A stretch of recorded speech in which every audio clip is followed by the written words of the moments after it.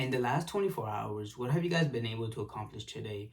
Did you go out and run some errands? Did you go for a morning run? Or simply did you stay in bed all day and just watch TikToks? The reason why I'm asking you guys this question is because I want to know, have you guys ever came to a point where you have felt overwhelmed by unfinished tasks or unmet goals, and try to ask yourself the hardest question, which is, are you truly being honest with yourself with your productivity? When it comes to being productive, a lot of people get the misconception that being productive technically means you gotta be busy, but that's not the case. Let's say, for example, you're trying to read two books by the end of the day. Well, first of all, you're gonna be stressed out because number one, you end up reading the two books, and by the end of it, you're not gonna know what to write. You're not gonna know what you read. Or number two, you're just not even gonna be able to finish it because you just put too much on your plate for you to handle.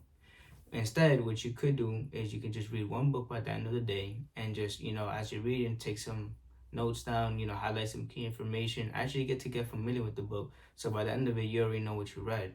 That's what being productive is. It's about making deliberate choices and taking focused actions in order for you to get closer to meeting your goals.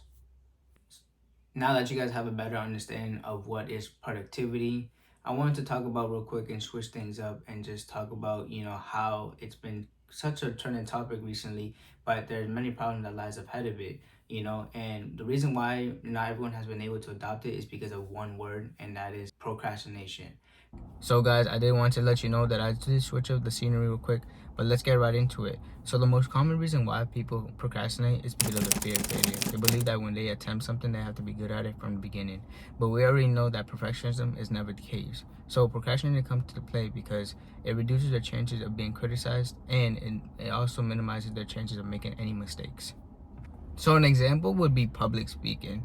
Now let's be honest real quick, public speaking, it's challenging. There's so many wrong things that you can go with public speaking, whether it's tripping on your own words, whether it's stuttering, or not even making sense of what you're trying to say.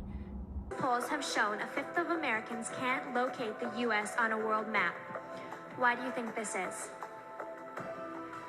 I personally believe that U.S. Americans are unable to do so because some people out there in our nation don't have maps, and I believe that our education, such as in South Africa and the Iraq, everywhere such as, and I believe that they should, our education over here in the U.S. should help the U.S. or should help South Africa and should help the Iraq and the Asian countries, so we will be able to build up our future for our children. Thank you very much, South Carolina.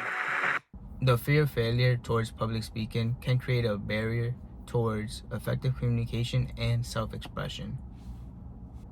So like I mentioned previous about perfectionism, it leads me towards my second reason why people tend to procrastinate, and that's because of perfectionism. Now when it comes to this, people tend to create unrealistic standards or expectations. So for them, it creates a delay in being able to either start or complete a task because they fear that their own efforts won't be able to meet their own high standards or expectations of others. The third reason why people tend to procrastinate is because of lack of motivation. Now this could either be intrinsic or extrinsic, whatever the case may be, but overall what it basically means is that they're not engaged or not as interested in the task that they're doing currently, and they'll rather try to find something more fulfilling. So whether that's scrolling through social media, or whether that's hanging out with friends, whatever the case may be, what they're trying to do overall is just trying to push the task they're doing right now, push it to the side, forget about it, and just enjoy their fun. An example would be procrastinating for studying. Now let's say you have this upcoming exam, and at the same time you just realized that your favorite show just came out with a new season. What were you gonna rather do? Spend 1 hour studying, or rather 1 hour figuring out what happened from last season? This just shows that procrastination can lead up to the most even high scholar person, which eventually will lead to them having troubles trying to stay concentrated and disciplined when studying. Now the fourth reason why people tend to procrastinate is because of avoidance of discomfort. Now when it comes to this, right, there's a couple of reasons why people don't like to be in uncomfortable situation, and that's because of anxiety, boredom, or uncertainty. And actually procrastination tends to serve as a coping mechanism because they don't want to know what's going to be the end result. Rather than try to figure out the end result, they'd rather just not even attempt it in the first place. And then the last reason is going to be because of social comparison and pressure. Now, we live in a world today where we see a lot of people today, posting on social media about productivity and how they're sharing their own tips and tricks, right? So the people who are starting to try to become productive, they feel like they have to put a lot on their plate because they have to try to compare themselves to the other people that they've seen before in the past. And that's not the case, because in reality, that's just going to end up leading down a road to them either lying to themselves or lying to others about actually how much work that they have to put in. Now it's time to finally get into how can we be able to switch from being procrastinated to being productive. Now, the first thing you want to do is you want to be able to use time blocking. Time blocking technique is a good tool to use. So what you want to do is you want to be able to first, grab yourself either a Google Calendar or just any calendar in general, whatever the case may be, whether it's digital or in person, and actually look at it and see where can you allocate your time the best, and find different types of time blocks where you have for different types of events or activities or tasks going on. That way it increases your chances of concentrating and eliminates distractions. So as you guys will see here, this is what normally a typical week would look like when I was in school. So from Sunday to Saturday, I already have everything planned out.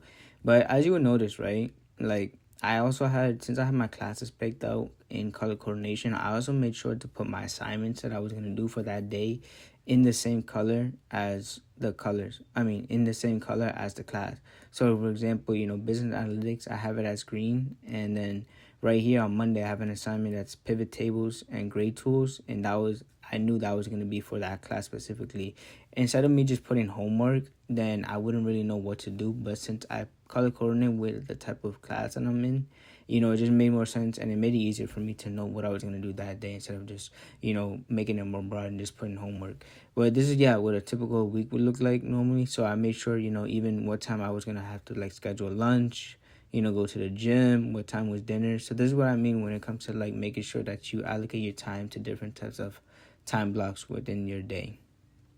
The next step is going to be to break down big tasks into smaller, more manageable steps. Now, this is important to acknowledge because you don't want to go all in when it comes to, having a task that's, a project coming up or whatever the case may be.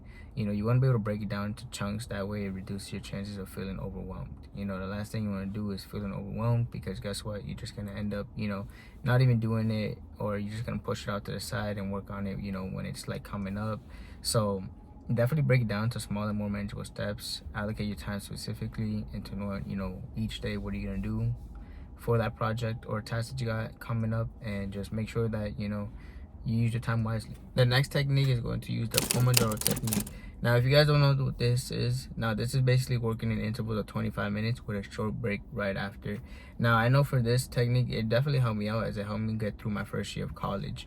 I know my first year of college, I would just go in with homework, I would just go straight into it without actually even taking any breaks, and it really made me burnt out. I'm not gonna lie, it really made me burnt out. I felt exhausted. I felt like, what's the point of doing this? And I just felt like, I could have done better if I had a short break. But once I found out about the Pomodoro technique, then it really helped me out, because those 25 minutes I stayed in and I locked in, I stayed focused, and then after I reward myself with taking a short minute break. So, definitely apply this technique. Let me know what you guys think. I know for me, it definitely helped me out. And, I'm actually curious to see if you guys actually are going through the same thing that I went through before. Last step is going to be to reward yourself. Now, there's so many different ways you can go about this, whether that's, going out for a drive, going out for dinner, playing basketball with your friends, or even hanging out with your friends in general. Whatever the case may be, but definitely find something that you're looking forward to at the end, because let's be real, we're always going to be working. Work never stops, of course. But being able to look to that moment where you can enjoy it and actually reflect on it and look back at it, that's what makes it worth it. So definitely take some time and reward yourself. As we wrap up this video, I want you guys to remember this. Productivity, it's not about being busy. It's about intentionally using your time and energy. It's about truly focusing on what truly matters and taking consistent action towards your goals. So I challenge you to stop lying to yourself and start getting shit done. Embrace the discomfort towards taking action of making meaningful progress each and every day.